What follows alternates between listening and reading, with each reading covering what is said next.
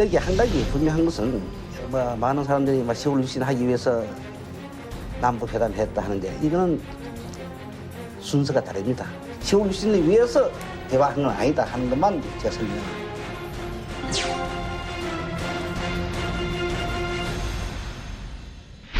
박 대통령이 이제 72년에 임기가 끝나거든요. 그 끝난 뒤에 박 대통령을 물러나게 놔두느냐 하는 문제를 가지고 정치적으로 아주 뜨거운 감자가 돼서 그래서 이 이우락이라고 하는 꾀가 많은 양반이 남북 관계를 이 그 박 대통령의 임기 연장에 활용을 해야 되겠다는 착상을 한 거예요. 박 대통령의 임기 연장을 하기 위한 정치적 그 변경의 어떤 명분을 거기 찾으려고 하는 생각을 70년대부터 초부터 했다는 것을 나는 71년 중반에 느끼기 시작했어요. 궁극적으로 박정희와 김일성이가 관련된 어떤 정치적 합의를 그 남북한 간에 만들어서 이걸 이용해 가지고 그 유신 개헌을 누러 가려고 이우락 씨가 구상을 하고 있었던 걸로 나는 생각을 해요. 와. 자, 우리 한국 정부 같은 경우는 그러니까 박정희 대통령 같은 경우는 7.3 안보 공동 성명을 통해서 얻을 수 있는 게 명징하게 있습니다. 그리고 결국 얻었고요. 북한은 뭘 얻을 수 있을까요? 똑같이 얻을 게 있어야 정말 꼴보기 싫어도 손을 내밀어서 같이 박수를 칠 수 있잖아요. 지금 생각해 보면 북한도 얻을 게 있었기 때문에 그렇죠. 하지 않았나. 이란이 아니다. 60년대 말까지 북한은 소위 그 8월 정파라고 하는 김일성의 권위에 도전하는 정파 세력들이 계속 나왔고 이걸 당대회 등을 통해서 계속 김일성은 치고 그러니까 그 전까지는 사실 일당 독재가 아니었죠. 아니었죠. 예. 아, 그전에는 조금 약간 다른 세력도 아유, 있었어요. 그럼요. 예, 예. 김일성은 70년대 들어서면서 나도 뭔가 해야 되겠다 생각했을 거예요. 네. 요거 딱 끝나고 한국에서 막 유신법 나간 즈음에 저는 아직도 생생해요. 갑자기 북한에서 우뚜바라는 비행기가 평양시 항공에 뜨더라고요. 너무 낮게 떠서 저거 왜 저러니 했는데 삐라를 뿌렸어요. 허회를 뿌렸어요. 이라. 허회, 비행기로. 헌법 개정, 김일성 주석제. 그래서 김일성 주석을 더 세네. 북한도 선고했다 그러면서 98.9% 기억나야지. 98.9% 김일성 주석 똑같이 이용했네. 한민족이니까. 찬성. 더 세, 더 세. 그래서 제가 어릴 때 물어봤어요. 저 왜 찬성이라는 건 투표를 했다는 얘기네. 예, 투표. 그래서 왜 100% 아니냐 하니까 그 나머지 0.몇 %는 못 받아 나간 사람들, 뭐 아파 있는 사람들, 해외에 나간 사람들, 우리는 100%다. 뭐 이런 기억이 나는데 여태 김일성을 그러면서 북한에서는 처음으로 70년대에 주석으로 만들어요. 그러니까 주석이란 말이 이때 나온 거죠. 비슷한 거구나. 시기가 비슷한 게 아니라 날짜가 같은 날 발표됐어요. 예, 예. 같은 날. 10월 유신과 조선 사회주의 헌법인가요? 같은 날 공표됐습니다. 와. 애초부터 박정희 전 대통령이 직선제에 대한 어떤 굉장한 회의감과 불신감이 있었죠. 네. 역사적으로 분명 잘못된 선택입니다. 잘못된 선택이긴 했지만 만약에 북한이 진정성 있게 남북 공동 성명의 평화 통일의 자세로 나왔더라면 역사는 어떻게 달라질지 그건 뭐 모를 일이죠. 그럴 수도 있다. 어쨌든 북한은 진정성을 보이지 않았고 그럼 박정희 전 대통령 당시도 권력에 대한 야욕을 드러냈던 거죠. 그게 공교롭게 12월 27일로 날짜가 맞아떨어진 측면이 있는데 심지어 이우락은 유신헌법 개정 며칠 전에 북한에게 이걸 알려줘요. 유신헌법 개정 발표 며칠 전에 이우락이 북한의 박성철과 김성주에게 구체적인 내용을 통보하면서 이렇게 얘기해 줬다는 거예요. 곧 며칠 있으면 한국에서 중요한 정치 변혁이 있을 텐데 북한이랑 상관없고 우리 내부 문제니까 신경 끄라. 이렇게요. 이우락이 그러면 이유 어떻게 좀 됐어요? 자, 지금 우리 이야기를 쫙 했잖아요. 7.4 남북 공동성명 그리고 10월 유신. 네. 이 총 감독이 누구였죠?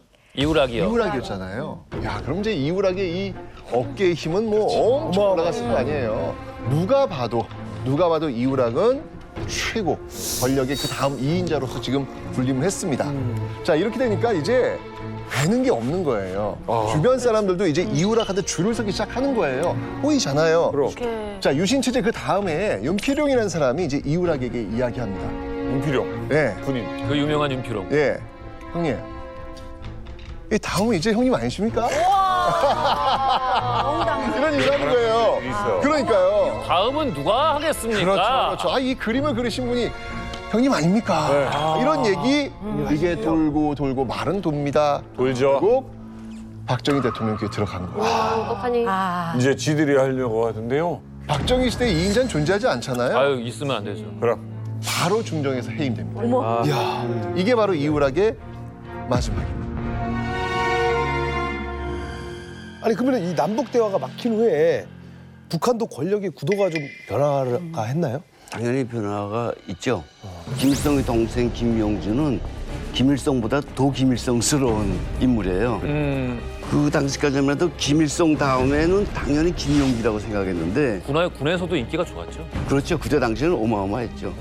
틀림없이 2인자. 그런데 그때 유감스럽게도 후계자 문제가 등장을 합니다. 72년도까지만 해도 북한에서는 김정일을 웃분이라고 했어요. 그러니까 웃분이 뭐냐 하면 김일성의 자제분, 수령님의 자제분 이 정도. 그러다가 김일성의 측근들이 이제 후계자 문제도 상정해야 될 때 아니냐라고 하는데 김용주라는 사람이 또 버티고 있으니까 김용주 제거가 첫 번째였어요. 그래서 김용주는 특별히 잘못한 거 없이 그냥 자천돼서 지방으로 가 있고요. 지방으로 그냥 내려가 있습니다. 그리고 김종일이가 했던 일은 이제 앞서서 잠깐씩 언급됐던 김일성의 후초 그리고 김정일이 배달한다고 해서 김평일 이런 것들을 제거하면서 그 74년도부터 후계자로서 부도를 익혀나가고 잡아나가고 다 기억하겠지만 74년도에 김정일의 주도에 의해서 처음으로 그 열한한 북한 생활청화가 시작됩니다. 아 생활초가. 네, 74년부터. 밤마다 뭐 반성하고 주말에 반성하고. 토요일날마다 하는 거. 그리고 어떻게 보면 남과 북에서 저 7.4혁명에 참가했던 체제의 공신이었던 사람들이 그냥 소멸되는 거죠. 이게 오늘도 이렇게 함께 하면서 여러 가지 생각이 드는 게 정말 민주주의는 시민들의 피를 먹고 자란다라는 이야기가 있잖아요. 참 틀린 말이 아니라는 생각이 자꾸 들고 그렇지. 한 사람에게 더 많은 권력이 집중되려면요 거기엔 반드시 갈등이 필요해요. 누군가의 갈등. 그래서 여러분은 위험합니다. 라는 서로의 공감대가 필요해요. 우리가 조금만 잘못하면 큰일 날 수 있다. 라는 종류의 레토릭을 자주 사용하는 사람들이 있다라면은 그렇게 해서 자신의 권력을 더 공고히 하는데 그 말을 이용한다라면은 저는 시민들이 이렇게 지금 우리가 지난 역사를 통해서 쌓아 올려진 시민들의 지혜를 통해서 좀 더 자세히 유심히 그런 정치가를 살펴볼 필요가 있다. 그런 생각이 들어요. 이게 지금 참 지금도 여러 가지 뭐 비슷비슷한 상황들이 많은 것 같아요. 그렇죠. 뭐 남북이 이제 적대적 공생 관계죠. 그러니까 상대의 악으로 자기의 악을 정당화하고 상대에 대한 공포로 자국민들을 탄압하고 독재 정권 시대는 그게 있었고, 그러나 남한이 좀 다른 건 남한은 강력한 저항이 있었어요.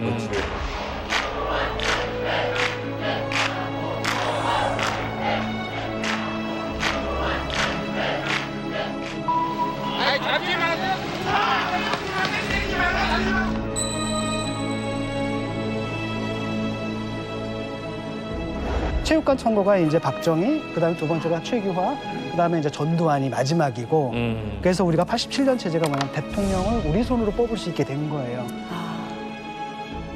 결과적으로는 참 아쉬워요. 그럼에도 불구하고 지금도 대한민국에서 어떤 기자든 남북관계를 쓸 때는 이 공동성명을 얘기를 하고 맞아요. 예. 강의하실 때도 이게 나올 거 아닙니까? 아, 그럼요. 뭐 일단 뭐 제가 얘기했지만 수능 20번 문제가 이치에서 남북 공동 성명이기 때문에 20번 문제. 네, 이거 반드시입니다. 반드시. 이건 꼭 가르쳐야 되는 그런 부분들인데 어찌 보면 사실 그 순수성이 지금 없는 듯한 모습으로 비춰지기도 하잖아요. 단지 정권을 강화시키기 위해서 통일을 이용한 듯한 어떤 그런 모습? 서로 그렇다 할지라도 이게 지금 남북 간 최초로 합의를 그렇지. 한 네. 원칙이에요. 통일 원칙이에요. 그 이후에 역대 정부는 계속 통일에 대해서 이야기할지라도 항상 출발은 7.4 남북 공동성명에 출발하고 그러네. 있거든요. 그래서 역사의 아이러니라고 하는 것 같아요. 맞습니다. 이번에 왜 문재인, 김정은 만남에서도 역시 마찬가지로 우리가 7.4 남북 공동성명 원칙을 지키기 위해서 맞아. 라는 단세 출발을 해요. 그렇기 때문에 사실 이 7.4 남북 공동성명이 박정희 정부에 출발했고 그 이후에 노태우 정부의 남북 기본합의서가 나오는 이 모습을 보면 아, 통일은 좌우의 문제가 아니라 이건 우리 민족의 문제구나. 이 통일이란 문제를 정치적 계산에 의해서 이야기하는 것은 옳지 않구나. 네. 라는 걸 다시 한번 느끼게 되는 그런 시간이었습니다. 당시 우리 외교부 장관 명의로 해외 공관, 즉 이 독일에 보낸 공문입니다. 비밀 공문이에요. 파견관들에 의하여 수행되고 있는 GK 공작에 적극 협조하시기 바랍니다. 장관 명의로 GK 공작이라는 이름이 쓰였죠. 그래요. 뭐였냐면 동맹릭 사건이 발표되기 한 달 전에 우리 외교부 장관이었던 당시 최규하 장관이 유럽 주재 한국 대사관에게 뿌린 비밀 전문이에요. 근데 심지어 여기에 보면 발신인은 장관 명의로 돼 있고 파견관들에 의해 수행되고 있는 GK 공작에 협조하기 바람이라고 돼 있잖아요. 그런데 여기서의 파견관이 누구냐면 바로 중앙정보부에서 직파한 중정 요원들입니다. 중정 요원들이 해외 유학 중인 동맹리 사건 용의자들을 잡아들이는 작전을 GK 작전으로 표현했던 거죠. 그런데 여기에 또 하나의 별첨 당부사항이 있습니다. 절대 주재국에 들키지 않도록 유념할 것. 왜냐면 이게 당연하지. 자칫하면 외교 문제로 비화될 수 있고 실제 외교 문제로 비화됐었어요. 이거 외교법 위반이에요. 외교법 위반이죠. 네, 명백하게. 예, 왜냐하면 그 나라에서 유학하고 먹고 자고 생활하고 있는 사람을 쥐도 새도 모르게 그냥 잡아가면 그 국가에서는 이거 납치 문제로 비화시킬 수 있는 문제거든요. 그러니까 이게 그 나라 주권을 침해한 거예요. 일단은 무리하게 이 납치 작전을 실행을 하는데 D-Day 정합니다. 1967년 2월 18일 김영욱 중정부장은 이 태권도 유단자 39명을 3인 1조로 유럽으로 보내요. 보낸 다음에 뭘 요구하냐면 첫 번째 설득을 하라. 고국으로 갑시다. 고국이 당신이 부른다. 좋은 말로 할 때. 좋은 말 할 때 가자. 이거. 하늘에서 하는 건데. 그러니까 두 번째 만약 안 가겠다라고 그러면 무슨 수를 쓰도록 데려와라. 뭐? 또 이런 식으로 명령을 내려요. 그리고 지금 체포해서 납치해서 데려올 사람들 리스트가 있잖아요. 등급을 A 등급, B 등급, C 등급으로 30명을. 아, 그래. A 등급 정말 거물급 인사 윤화백 윤희상 선생. B 등급은 누구냐? 지금 독일이나 프랑스에서 박사학위를 받고 대학 강단에 서 있는 젊은 교수들.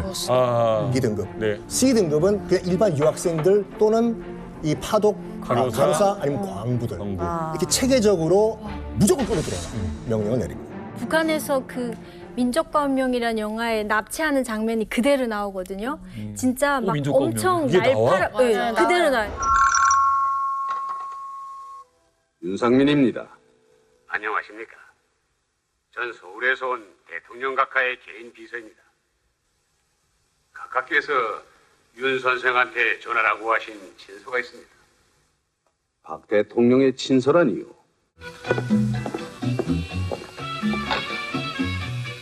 자,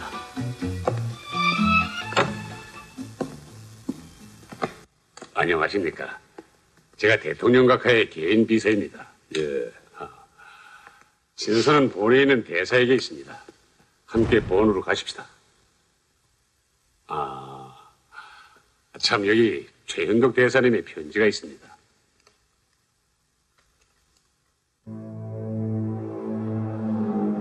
윤희상 선생은 독일 현지에서부터 고초를 당합니다. 일단 중정요원이 그 독일 현지에 있는 호텔방에 가둬버려요. 가둬버린 다음에 뭘 하냐면 방 문 딱 걸어 잠궈버리고 라디오를 켜요. 맞아요.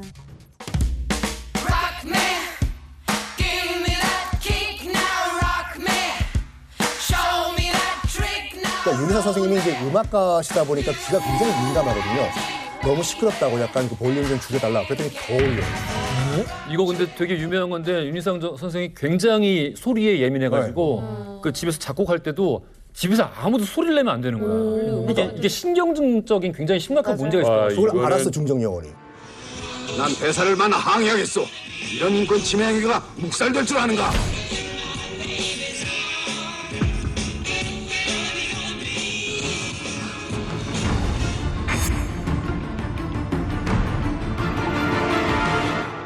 이제 바로 이제 그 남산 중정으로 끌고 가는데 끌고 가자마자 옷 다 벗기고 콩나무에 묶어가지고 물고문을 시켜요. 물고문을? 근데 윤희상 선생님이 약간 폐가 안 좋거든요. 심장이 안 좋아가지고 이게 물을 계속 들이부으니까 이게 숨이 안 쏘지잖아요.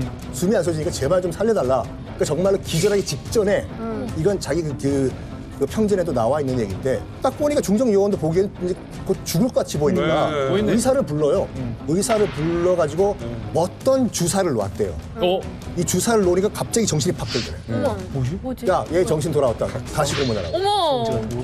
고문하다가 그럼 또 쓰러지잖아요.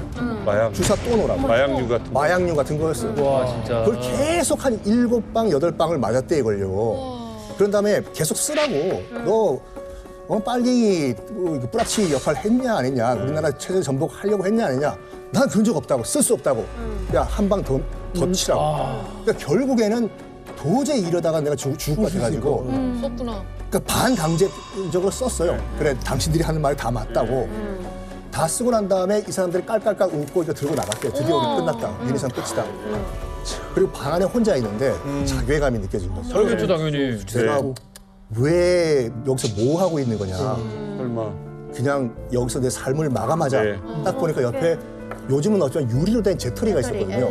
옛날에. 이걸 들고 자기 뒷머리를 치기 시작한 거예요. 피가 철철철 나죠. 필기구는 없어요. 필기구는 없어요. 자기 피를 찍어가지고 벽에다가 혈서를 쓴 거예요. 아이들아, 아빠는 북한 스파이가 아니다. 유서. 그리고 정신을 잃었는데 눈 떠보니까 또 병원이었던 거죠. 이런 식으로 계속 고문이 반복해요. 근데 제일 황당한 건 천상병 시인이었어요. 그러게 독일에 계시지도 않았잖아요. 그 천진난만한 얼굴. 그분이 공갈 협박을 해서 돈을 뜯어냈다는 게 그게 죄명이었어요? 맞아요. 그리고 친구가 간첩 활동을 했는데 그걸 얘기 안 했다. 불고지죄. 근데 얘기를 들어보면 더 기가 막힙니다.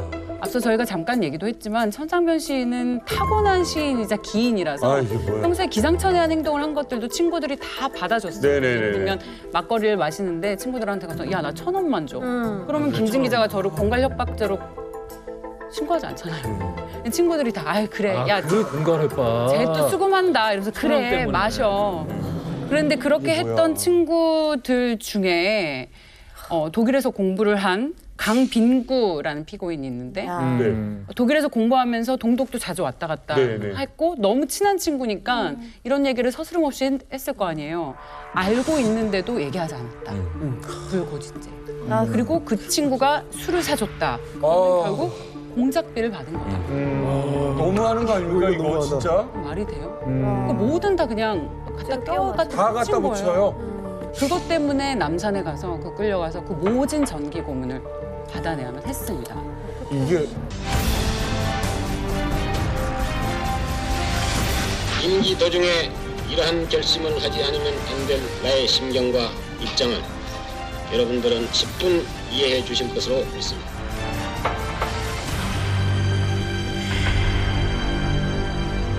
이분들이 이제 모두 무기징역에서 10년형 등등 다양한 이제 실형을 선고받고 투옥이 됩니다. 무기징역이 그런데 10년. 이게 이제 국제적인 문제가 되지 않습니까? 그래서 1970년대에 다들 특사로 석방이 됩니다. 하지만 이제 이분들이 한국판에 있을 수는 없었죠. 그냥 어떻게 그런 살겠어? 고초를 당하고 언제 다시 당할지는 모르니까요. 그래서 다시 다들 독일이나 유럽 등으로 다 추방이 됩니다. 그리고 한국에서도 이 사람들 이제 입국 정지를 내렸고요. 다시 이제 한국에 들어오지 못하게 했고요. 그다음에 이 교민들한테 자꾸 반성문을 쓰라고 이렇게 하니까. 뭔 말이에요? 그러니까 우리가 친북 활동을 한 것을 반성합니다. 그러니까 우리가 사실 간첩 활동을 했습니다. 친북 활동을 했습니다. 인정하고 반성문을 쓰면 그때서야 너 한국 방문을 허용하겠다 이건데 그 교민들 만났을 때 그게 그거거든요. 우리는 우리 삶 자체를 부정할 수는 없고 이건 양심의 자유 아니냐. 절대 이건 못한다라고 말씀하셔가지고 굉장히 가슴이 아팠어요. 그 사형 선고를 받은 윤희상 선생은 사형 선고를 받았음에도 불구하고 타고난 작곡가잖아요. 머릿속에서 음표 생각이 떠나질 않았어요. 그 서대문 형무소에 갇혔는데 정말 춥잖아요. 정말 너무너무 차가운 옥중에서도 계속 바닥에 엎드려서 어른손을 호호 불어가면서 곡을 썼다라고 스스로 인터뷰에서 그렇게 얘기를 하더라고요. 그래서 그때 완성된 곡이 나비와 미망인. 이게 옥중에서 풀려난 뒤에 세상에 공개됐는데 엄청 많은 사랑을 받았고 또 이때 역시 작곡가로서의 훌륭한 퍼포먼스가 있다라면서 재평가되는 계기도 됐습니다. 이게 억울한 마음을 예술적으로 푼 거네요. 그렇죠. 왜 나비냐? 독일에서 서울로 납치될 때 자신이 마치 나비와 같다. 그러면서 자신의 처지를 빗대서 이 곡을 썼습니다. 이응로 화백은 어떻게 됐습니까? 이응로 화백의 경우는 서대문 형무소에서 수감이 됐거든요. 화가인데 감옥에 뭐 그림 그릴 재료가 따로 있지는 않지 않습니까? 그치. 그런데 이제 밥이 나오고 간장이 나오고 밥풀을 간장에 이겨가지고 그걸로 이제 작업을 하고요. 또 하나는 이제 재판을 가게 되면 도시락이 나오는데 옛날에 그 김밥 사던 나무 도시락 아주 얇은 나무판으로 도시락이 있었어요. 먹고 나면 이거 남잖아요. 근데 감옥에는 이제 재료가 흔하지 않으니까 그걸 딱 갖고 감옥에 들어가서 그걸 또 이어붙여가지고 작품을 또 했거든요. 근데 이게 또 묘하게 이 당시에 이제 이게 엠포로멜이라고 그러거든요. 쉽게 말하면 형의 해체가 되고 오히려 재료 있죠. 재료의 물질성 이런 걸 강조하는 흐름이라서 묘하게 또 딱 맞아 떨어져요. 그래서 이제 나온 작품들이 군상, 구성 이런 작품들이죠. 아주 우리한테 잘 알려진 작품이죠.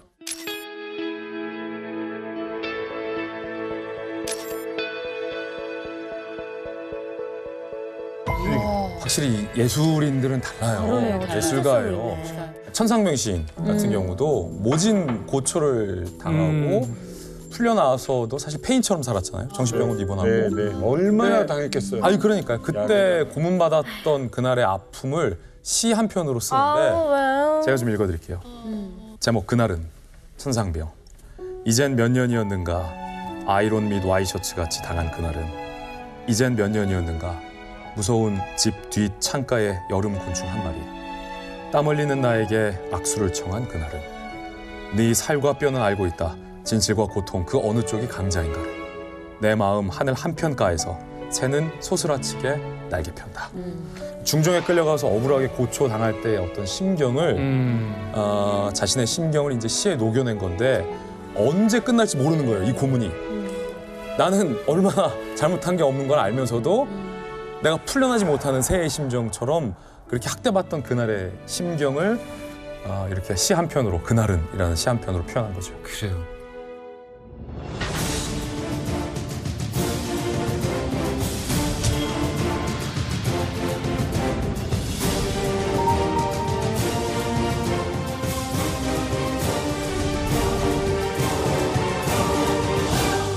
제가 이 동백리 사건을 보면서 느낀 게 있어요. 왜 40년이나 걸렸을까? 기승전국 때도 못 풀었던 거예요? 못 풀었던 거예요. 40년 걸렸을까? 이게 정치권에서 약간 금기시 되던 게 있어요.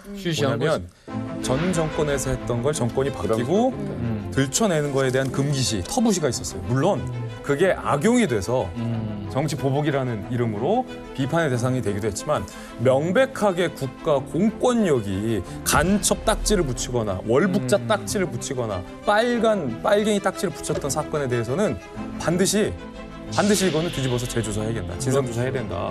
동백리 사건 같은 게 아직도 많습니다.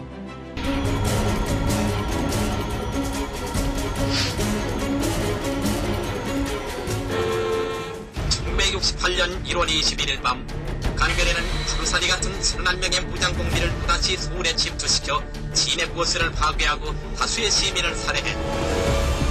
우리 31명의 임무는 박정희 라이텔 이모 어머, 그 영상 난리 났었죠. 어머, 이게 114 때. 맞아. 저런 영상 많이 봤지.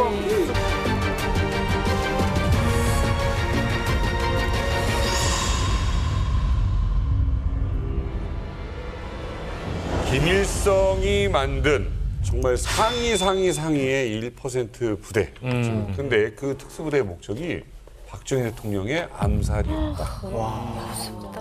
청와대 300m 앞까지. 야, 대박이다. 300m 앞. 근데 이거 더욱 놀라운 거. 개성에서 출발해서 단 5일 만에 왔습니다.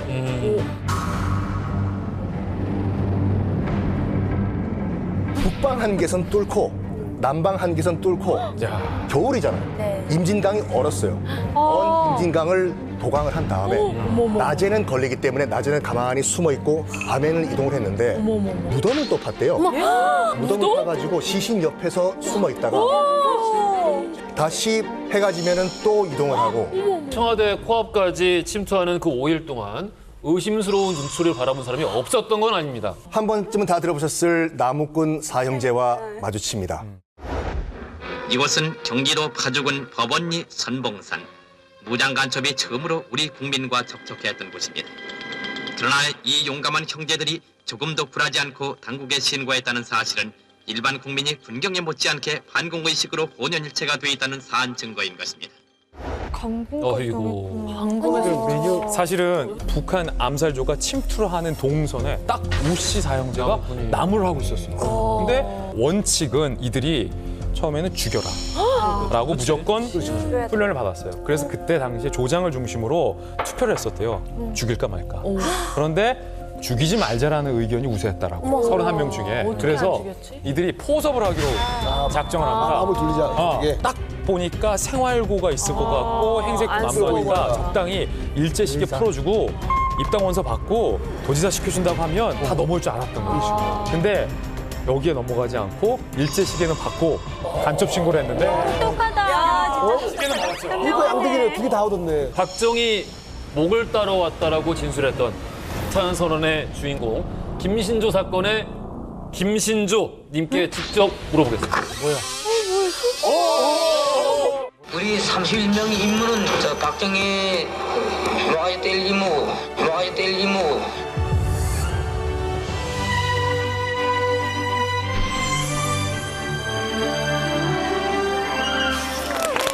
감사합니다. 목사님이.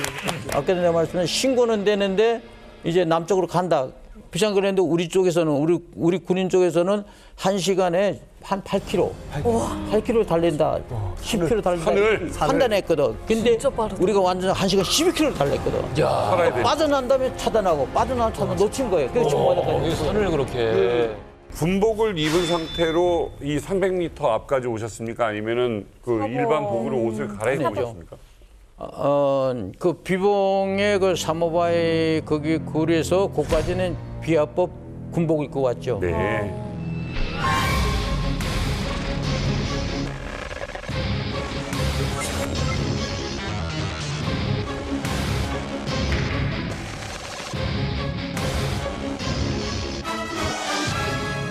군복을 벗어가지고 그 불에다가 그냥 집어넣고 배낭에 일제 사복을 가져나고 일제 롱관 신고 내가 위에 그 독거리 그거 입었어 살죠. 그거 입고 바바리 코트 입은 거. 이게 여름에 오면 그 총기 감추는 것도 문제가 있다는 얘기가 얇게 입으니까. 겨울인 이유. 여름에는 안 되죠. 그러네요. 그게 가능한 거예요. 다릴 수 있어야 무기를 하고 사복을 입고 청와대 앞까지 간다.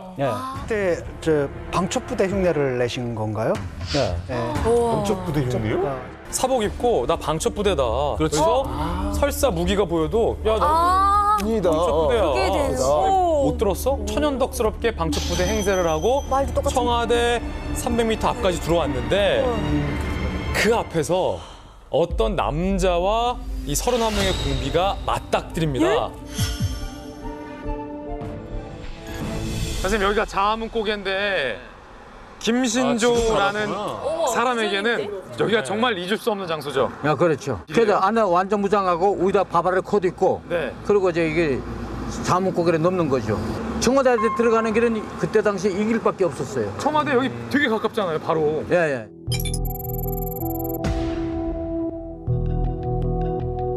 여기서 그때 경찰들이랑 맞닥뜨렸나요? 바로 이게 종로경찰서 관할인데. 아, 저 아직 검문소가 있네. 예. 이 검문소입니다, 옛날에. 아, 그때도 이 검문소였어요? 예. 이 검문소였어요. 이 검문소에 순경이 이제 두 명이 있었죠. 예. 그래서 검문할 때 여기.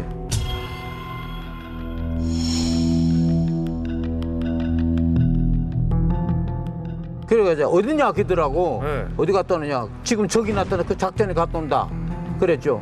당신 뭐냐니까 이게 우리가 종로 경찰서 사람들을 검문하는 곳이다. 그러더라고. 그 우리는 지금의 씨앗이 방첩대다. 아, 방첩부대다라고 씨앗이 방첩대다. 불러댔구나. 그 저기 나타나 그 작전에 갔다 온다. 그러니까 우리 그때 부대가 여기 있었거든요. 청운동 이쪽에 있었어요. 방첩부대가? 방첩부대 거기 있었어요. 그 우리 이제 부대를 가는 길이다. 이렇게 된 거예요. 그러니까 순경 그러니까 이제 통과를 하게 된 거예요. 아, 검문을 통과한 거예요, 여기서? 네, 그래서 통과된 거예요. 검문소에서. 우리를 보내고 나보니까 이상하거든. 별 이상한 사람들 지금 내려가 청와대에서 간다. 보고받고 이제 이분이 온 곳이가 집차가 이렇게 올라오더라고요. 집차 한 대가? 그때 정력설 관할의 최규식 서장입니다. 최규식 서장을 바로 저분을 만난 거. 저 동상에 있는 분이 최규식 서장이면 지금 그럼 집차에서 그때 딱 내린 분이 최규식 서장님, 그때 서장님이시죠. 내려서 뭐라고 하던가요? 우리 보고 이제 어디냐, 그래서 씨앗이 방첩대다. 예. 그리고 저기나 작전 갔다 온다 이렇게 됐죠. 근데 총조장 김종훈이가 앞에 섰거든요. 총조장이? 네, 김종훈이가 앞에 서고 그때 무기를 다 위장하는 바바리 코드 입었거든. 그 보니까 이제 이 오반에 뭐 있냐? 최규식 경찰서장이. 그렇죠. 딱 제끼니까 이게 기관단총 있고 무기가 있거든. 무기 위장한 거니까. 그렇죠. 그 총조장 거기서 그냥 갈린 거야. 제일 앞에 있었던 총조장 총조장이 김종훈이죠. 최규식 서장을 그냥 바로.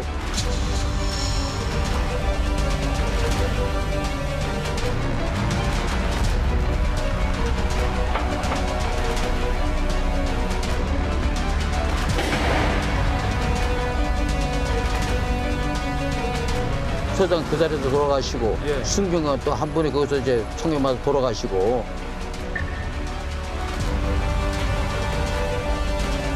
총조장 앞에 서고 31명이가 청와대를 향해서 강하는 거예요. 청와대 가서 계속 달려 들어가죠. 달려 들어가는데 이 청운중학교 지나 경부고등학교 거의 갔는데 청와대 들어가는 길에 하고 종합통세 가는 길 갈라진 길이 있어요. 거기서 군인들이 이제 우리 군인들이 거기서 조우된 거죠. 조우돼서 거기서 교전 붙은 거죠. 비극이 이제 끝이 아닙니다. 교전은 시작됐지 않습니까? 그래서 이제 최규식 종로 경찰서장은 순직을 하시고 경찰 한 분도 순직을 하시고 뭐 이 상대편 암살 부대원도 이제 4명이 이제 교전 끝에 사망을 했는데 그때 저 멀리서 헤드라이트 하나가 보이는 거예요.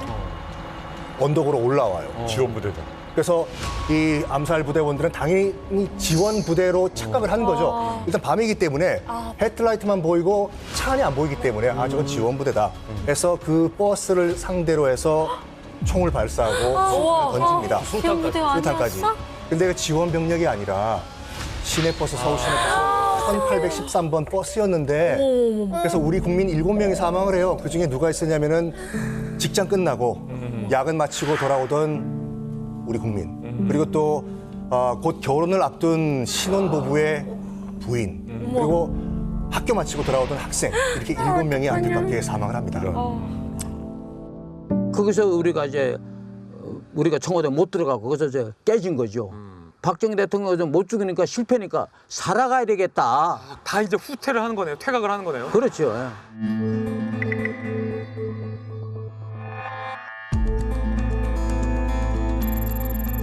김신조 루트가 산책로인데 그래도 험했거든요. 근데 김신조 선생님은 막 산 타셨어요.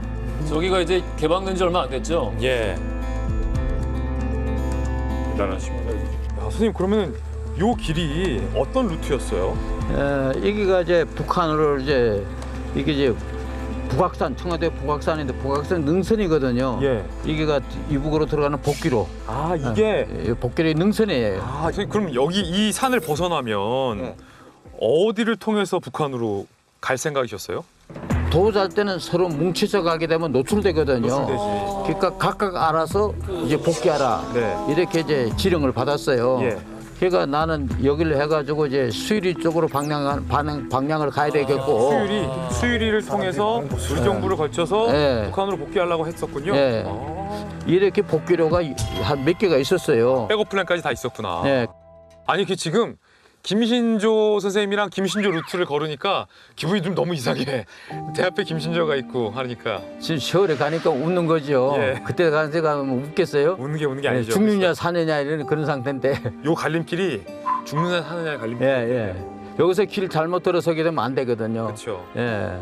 선생님 사건 이후에 정말로 한동안 42년 동안 출입이 통제됐다가 2010년에 42년 만에 시민들에게 개방이 됐었거든요. 이거 오픈 개방이 됐죠. 여기가 그래서 사실은 서울 속의 DMZ라고 불린다고 그래요.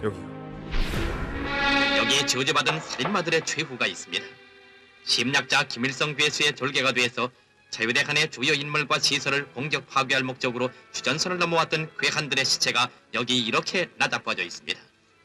생포된 무장간첩 김신조가 죽은 일당들을 하나하나 확인했습니다.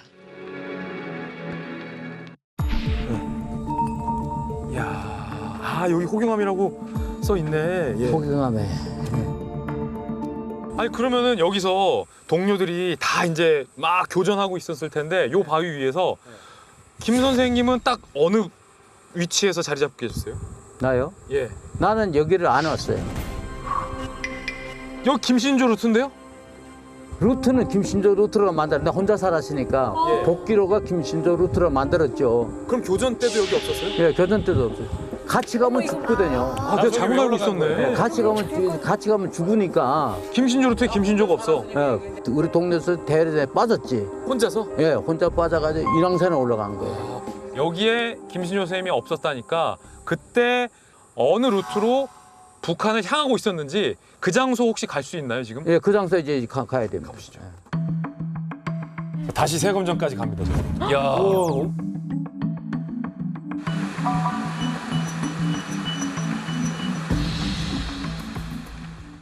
여긴가요? 여기가 바로 이수염이에요.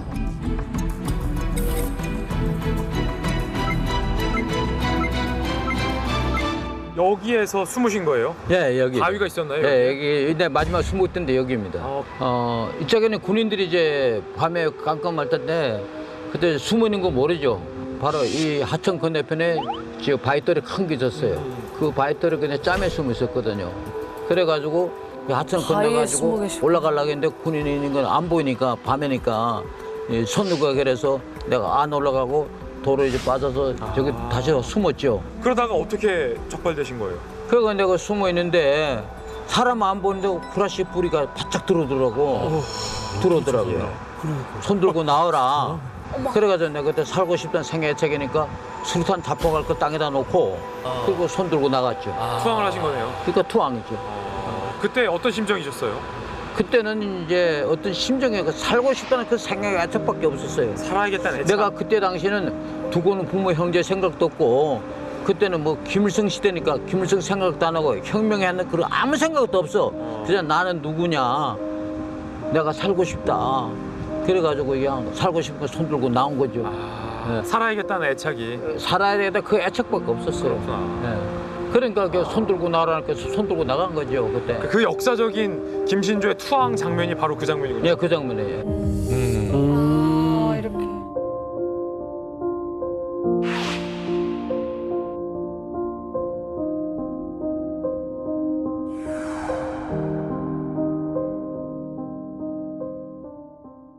암살 부대는 김신조 1인 빼고 전부 사살, 우리 군 역시 23명 전사, 민간인은 7명이 무고하게 희생됐습니다. 남북한 역사에도 엄청난 사건이지만 김신조라는 젊은 청년의 인생에도 엄청난 회한으로 남는 사건일 것이다 라고 생각을 합니다. 그러니까 그때 돌아가신 분들, 부산당하신 분들 많은데 요즘 말씀한 것처럼 기관에 잡혀갔을 거냐, 잡혀간 게 손 들고 나왔습니다. 뭐 갔단 말이에요. 그러니까 이제 묻는 것이 네가 가져가는 활약이 어디 있냐. 이 수류탄 한 발밖에 없는데 잡아갔는데 어디 있냐. 인왕산에 있다 그랬거든. 그 같이 간 사람들을 가지고 왔어요. 가서 수사기관들이 보니까 핏비기가 난 30발 장탄인데 장탄은 그냥 그대로 있고 총신 하얀 냄새 안 나거든. 그리고 떼떼건총 8발 장탄인데 총신 냄새도 안 나고 장탄 8발 그대로 있어. 그러니까 내가 처음에 봤을 때 무기 2종, 실탄 350발, 술탄 14발이라 그랬거든. 그러니까 그것이 가져가서 그대로 있거든. 그러니까 내가 왜 이걸 그럼 사용을 안 했느냐 하는 게 수사관들이. 그러니까 나는 박정희 대통령 죽이러 왔지. 나는 남조선 인민들이나 군인 죽이러 온 게 아니다. 그렇죠.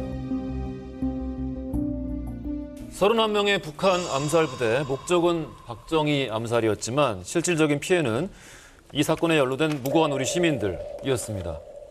결국 따지고 들어가 보면은 남북 분단 때문에 벌어진 비극적인 사건이라고 이야기할 수 있을 것 같습니다. 네. 그때 일행들에 의해 가지고 돌아가신 그 분들에게 한 사람으로서 죄송하고 사과드리고 그래서 역사의 비극이니까 나도 한 부분에 지금 이렇게 안고 가는 거죠. 사람마다 평가가 극명하게 갈리는 인물이기도 합니다. 전두환 전 대통령을 이제 어떻게 평가하냐에 따른 건 뭐 여러 가지 설이 있잖아요. 근데 가장 객관적으로 볼 수 있는 거는 이제 외신들의 반응이 어떤가인데 전직 군부 독재자가 한마디 사과도 없이 사망했다.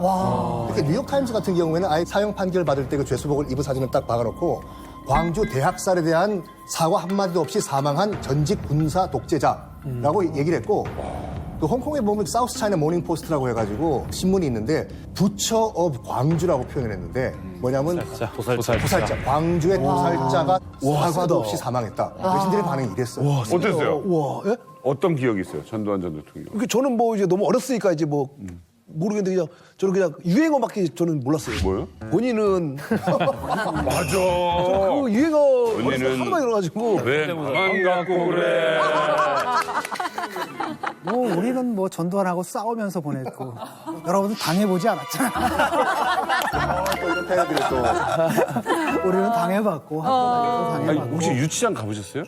아니 유치장 정도에 가봤지. 오, 유치장 정도. 데모하다 끌려가면은 데모하다가, 무조건 이제 안 했다라고 하면은 이제 자를 딱 갖고 야 맞고 할까 그냥 할래.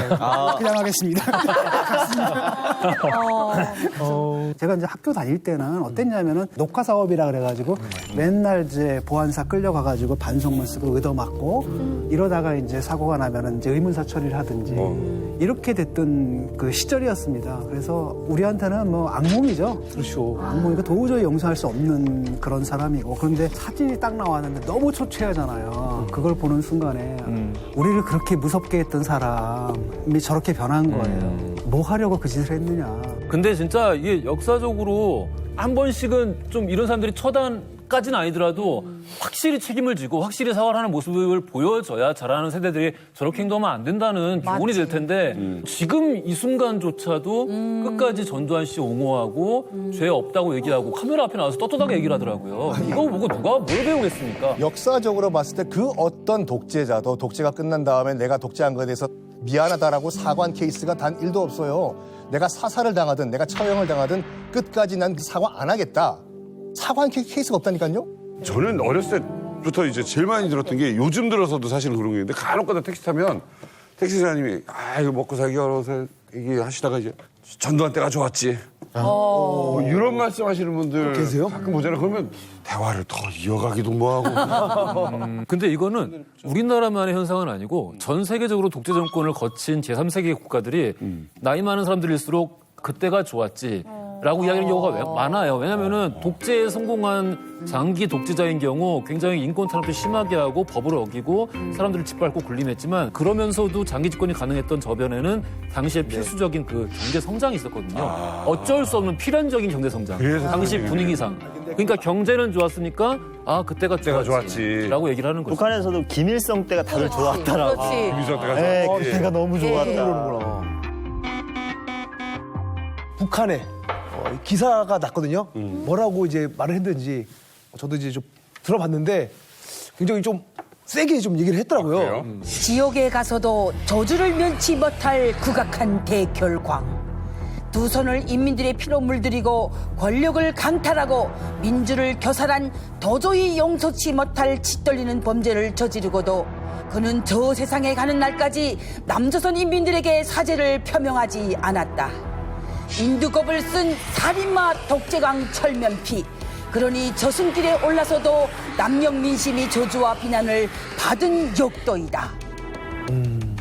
너해서 그냥 전두환 대통령을 막 욕하죠. 막 썩어지게 욕하는데 그 전두환 회고록에 있었던 그 북한의 관련 문구들 때문에 그렇게 화를 냈을 거예요. 특히 뭐 이런 거 있었죠. 김일성 왕조가 무너지고 조국이 통일되는 감격을 맞이한 그날이 가까이 왔음을 느낀다. 그 전에 내 생이 끝난다면 북녘 땅이 보이는 전방에 어느 고지에 백걸로라도 남아 있으면서 너의 통일을 보고 싶다. 뭐 이런 내용이 김정은을 자극시켰을 거예요. 그 순실은 읽었는데 나는 보다 세게 북한 톤으로. 북한 톤 모르시잖아요. 다들 모르더라고요. 아까 그 남MC도 나보고 북한말 모르는 탈북자라고. 아니 연습 좀 하세요. 아니 연습까지 해야 돼? 북한말로 연습. 양말인데 뭐 완전히. 아니 그래도 그렇지. 제대로 한번 해보겠습니다. 네. 조승에 가서도 흡수 통일이 되는 그날을 보겠다는 녹두리이다. 얼마나 동족 대결에 미친 반통일 분자인가. 욕도가 전방거지에 백골로 남아 국수 통일의 군화를 보겠다고 죄쳤지만 그런 개꿈은 100년이 가도 1000년이 가도 이루어지지 않을 것이다. 비슷해요. 아니 박수 치면 안 돼. 박수 치면 안 돼. 박수 치면 안 되는 게 왜냐면 엄청 고생하셨어 지금. 아니 이게 뭐 우리가 욕하는 건 상관없는데 북한이 뭐라고 그렇지. 이렇게 욕을 해 남의 전직 대통령 죽음에 대해서. 그래서 우리가 박수 친 거는 평양말을 너무 잘해서 비슷하게 따라친 거지. 듣다 보니까 아니 황당하기도 하고 약간 아니, 좀 더군다나 욕을 해도 우리가 욕을 해야지. 지들이 그럼. 광주를 입에 담을 일은 아니죠. 그렇지. 이제까지 좋습니다. 이거 들어보면.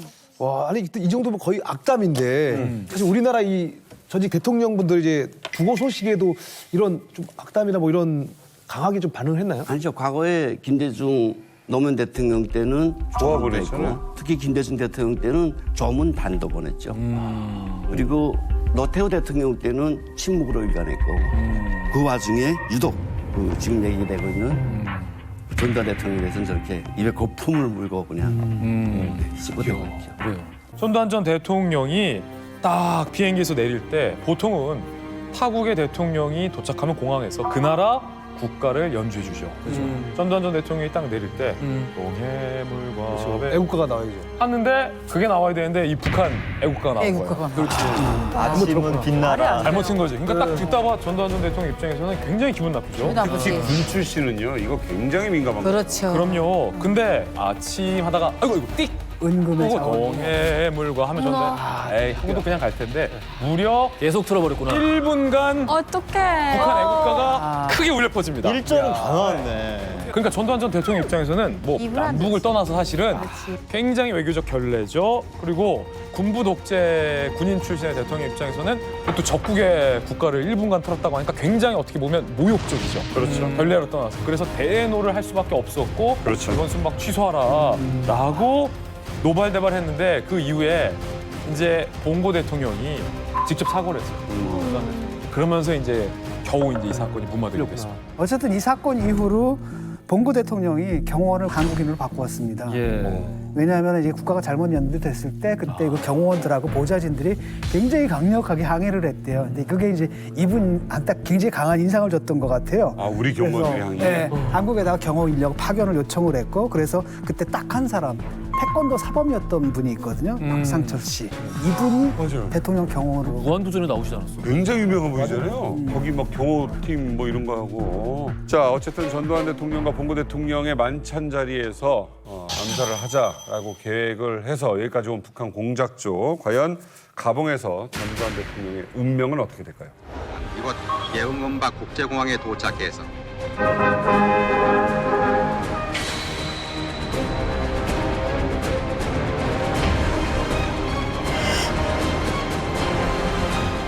(9월 1일) 오후 전두환 대통령은 아프리카 4개국과 캐나다 순방을 마치고 귀국했습니다. 자, 무사 귀국? 아 귀국했네요. 본인은 이번 5개국 순방이 세계의 오지로 아득하게만 여겨지던 아프리카 대륙과 자 대통령이 순방을 안전하게 끝나고 한국에 입국을 했습니다. 가봉까지 갔는데 작전에 실패를 한 거네요. 그러면은 당시 공작조, 그러니까 박사님 포함해서 이 시점에 어디 있었나요? 국가가 울려 퍼지고 있을 때. 리브르빌 현지에 가봉 수도에 있었고요. 예. 그 작전을 준비하고 있었고 여러 가지 물체들을 이제 확인을 하고 있었고 다 이제 되는가 보다. 이제 고생 끝인가 보다 했는데 이제 무선 통신이 들어왔고. 무전이요? 무전이. 무전이 들어왔는데 단거리 무전 있죠. 이렇게 하고 오버하는 무전기. 워키토키. 예, 워키토키 비슷한 거. 네네. 암호 비슷한 걸 주고받았어요. 그다음에 끝냈어요. 무전을 끝내고 딱 한마디가 작전 취소다. 직전에. 왜? 정말 전두환 전 대통령 정말 운이 정말 그 운이 뭐 좋다고 할까 그렇게. 그러니까 북한이 스스로 공작을 해체라. 왜 여기까지 와서? 그러니까. 그동안은 북한 대사관들과 그 어떤 연락도 없습니다. 그냥 잠정 모드입니다. 왜 특별 임무 수행할 때 모두 무전을 끄고 들어가잖아요. 그리고 딱 작전하는 날 딱 한 번만 통신하게 된 거로 무전기를 틀었는데 작전 취소다. 이제는 돌아간다, 대사관.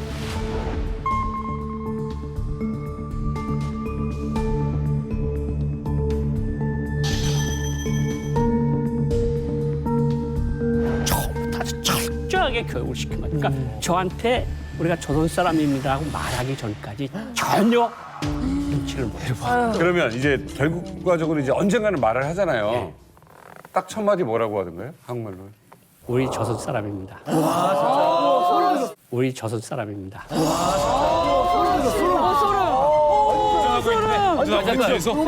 어떤 순간에 그 말이 나온 거예요? 며칠 작전이 취소가 되고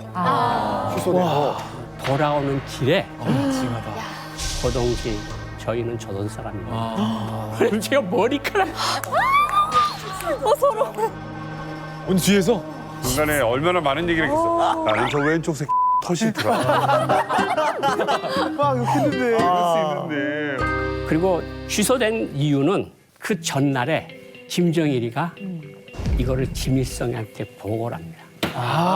그러면 이 계획을 만든 건 김일성이 아닙니까? 김일성이는 전혀 몰랐고요. 아. 김정일이가 모든 계획을 짜고 82년도면 이제 거의 모든 것을 다 가졌을 때고 기승을 받았을 거지. 뭐 당 가져가고 가져가고 안전 가져가고 이제 외교도 80년도에 다 가져갔거든요. 김정일이가 제 생각엔 그렇습니다. 이건 제 생각입니다. 아버지 몰래 큰 공을 세워서 아버지한테 정말 최종 도장을 찍으려 한 게 아닐까. 그런데 하려고 하다가 너무 부담스러웠던 것 같아요. 하루 전날에? 하루 전에. 그러니까 하루 전에 김일성한테 가봉해서 이런 일을 하려고 합니다. 준비돼. 김일성이가 대노를. 그게 무슨 미친 소리냐. 내가 60년대부터 아프리카에 든 공이 얼마고 들인 돈이 얼마인데 그거를 왜 아프리카에서 하느냐. 그래서 한 방에 끝날 수 있지, 관계가. 취소하라. 김정일이 말씀으로 연락이 됐고 그날에 딱 한 번만 연락하게 됐을 때 그냥 모든 것은 취소다. 와, 이거 무전 안 닿았으면 어떻게 그러니까. 진짜 김정일이가 아마 혼자서 다 하고 마지막에 보고했으니까 이런 상황이 벌어진 건 맞는 것 같아요. 근데 그보다 더 중요한 건 난 고 선생을 고영한 선생을 선생이라고 불러본 적이 없어요 지금껏. 그럼 뭐라고 불러요? 형이라고 그랬어요. 형? 인정하십니까 동생으로? 근데 이 형 이런 말 처음 들어 지금 놀라고 있어 이거 뭐야 진짜. 이런 얘기를 보지 않으셨어요? 얘기 안 하셨어요? 아직도 무자비밀이지 아직도. 동생은 아니네. 그 혈서 쓴 게 아직도 유효한 거예요, 그러면? 이거 다섯 개 찍은 거. 되게 서운하겠다. 완전 서운했죠. 난 충격받고 서운하고 뭐지 이거는 진짜 모르셨던 거. 아주 가까운 형인데 진짜로 한 번도 이런 말 안 했어. 다른 이야기는 많이 들었는데. 그럼 직접 형 왜 그랬어요 한번. 형 나한테 왜 그랬어요? 근데 뭐 이런 거 말고도 여러 가지 사건들에 많이 관여가 됐었거든요. 제가 또 뭐 자랑할 일도 아니죠. 제가 뭐 아니 이런 거 말고도 아니 이보다 큰 게 있다는 거예요. 역사인데. 이런 데 나가서 하는 재밌죠, 여기서 봤을 때. 여러 가지 이야기들이 뭐 있고 그런데 제가 그냥 뭐 제가 뭐 대한민국을 반대해서 했던 일들이 뭐가 그렇게 자랑스러워서 한국에 가서 제가 그런 이야기를 하고 다니겠습니까? 북한 가봉에서 대한민국 대통령을 암살하려는 시도는 이 부자지간의 분열로 어긋나게 됩니다. 자, 여기서 끝이 아니죠. 자, 2번 실패했습니다만은 이번에는 해보겠다라고 하면서 9,650km를 날아가 미얀마로 나가게 됩니다. 드디어.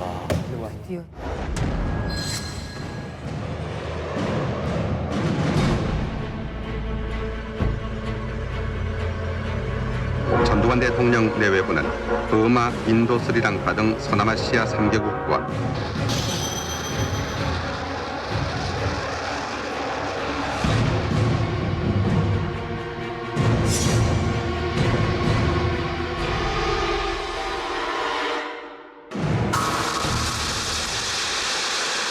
이거는 진짜. 저희 현장에 있었던 분들 이야기를 직접 들어보니까 엉뚱한 사람들이다. 예. 저 카메라 감독 카메라 안 놓는 거 봐. 지금 이거 찍고 있는 분들 피가 철철 나고 있는 거예요.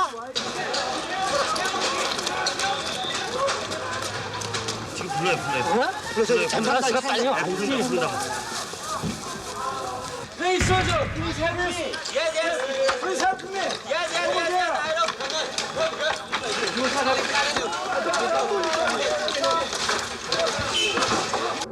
일행은 서로의 생사를 알 수 없었습니다. 믿을 수 없는 일이 벌어진 것입니다. 년대 해시대 개막과 더불어 국군 개척의 기수로 헌신해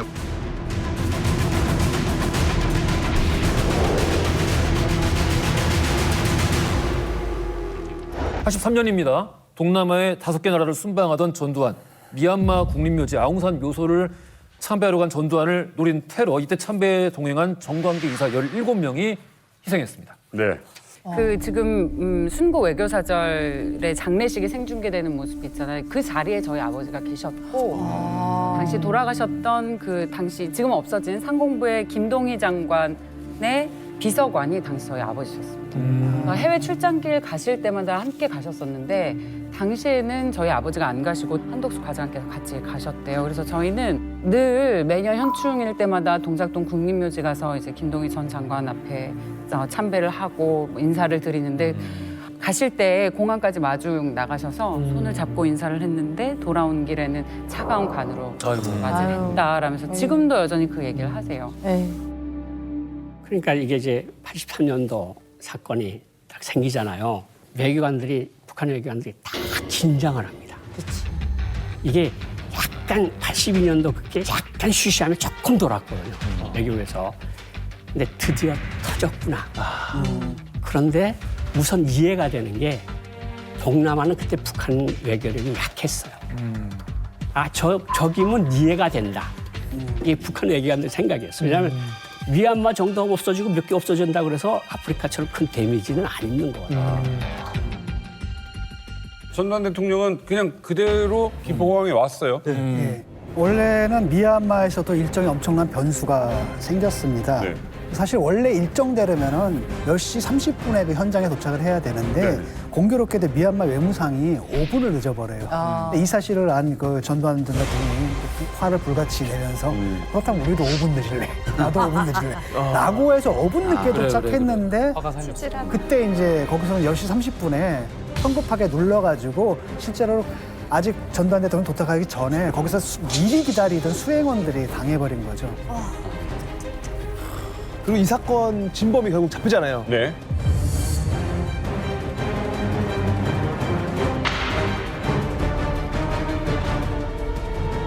그때 봤었 이 인물이요. 이 인물인데 강민철 씨. 이제 기억이 남는데 이제 자폭 후에 모든 걸 고백하고 그리고 거기서 2008년에 그 감옥에서 거기서 이제 생을 마감했죠. 마감했죠. 예. 이 2번 작전 취소 끝에 이제 처음으로 실행을 한 거잖아요. 예. 사실 사상자도 많고 사실 피해가 좀 컸죠. 이게 사상자가 클 수밖에 없었던 것이 그 당시 이제 아웅산 그 묘소 천장에 폭탄이 총 3개가 설치가 됐었는데 2개가 이제 클레모어 지뢰라고 해가지고 한쪽 방향으로 뻥 터지는 지뢰예요. 이 안에 보통 그 자탄이라고 해서 조그만 이 쇠 구슬이 보통 한 600발에서 700발이 들어가거든요. 이게 한 방향으로 나가는 거예요. 실질적으로 이제 베트남전에 사용되면서 엄청나게 큰 인명피해를 입혔거든요. 2개는 이제 클레모어고 하나가 소위탄이라고 해가지고 말 그대로 다 태워버리는 거거든요. 그래서 한 번 터지면은 뭐 한 이 중심 온도가 4000도까지 올라가기 때문에 다 태워버리는 건데 이게 왜 북한의 소행이었다는 것이 당시 딱 알았냐? 전력이 있었어요. 1970년도에 그 동작동 국립묘지 있잖아요.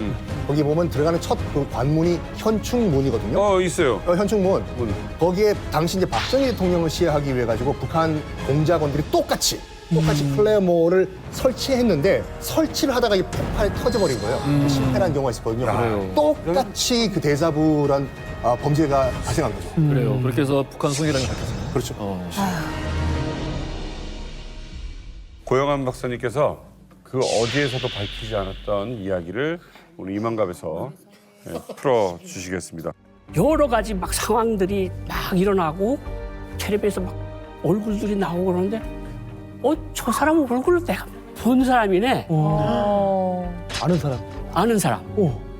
근데 사망했던 분들은 사진이 오래 공개가 안 됐어요. 잡힌 사람. 근데 그 잡힌 사람이 제가 82년도 있던 그때 돌아다니던 일본 사람 행사를 했던 사람 중에 한 명이라. 그 뒷좌석에 앉아있던. 뒤에 조선 사람. 강민철 방금 봤던 강민철.